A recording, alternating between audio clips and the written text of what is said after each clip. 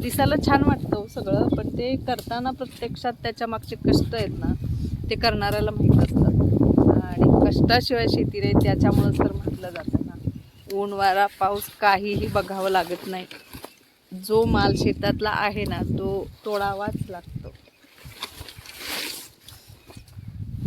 त्यात हे ओलं झाल्यामुळं कमरेला ओझं होतंय फुलांचं. पाण्यानं फुलांना काही फरक पडत नाही, पण ओझं होतं फुलांचं. परवा पावसात फुलं तोडली, काल हालतच बेकार झाली, मग आज परत तोडायला आलो. एक दिवस जरी लेट झालं ना फुलं तोडायला तरी फुलं उमलतात, थोडा प्रॉब्लेम देतात. त्याच्यामुळं फुलं वेळच्या वेळीच तोडावी लागतात. तिथं अजिबात कंटाळा करून चालत नाही, म्हणजे हे काम चालूच ठेवावं लागतं. ह्या कामाला सुट्टी देता येत नाही.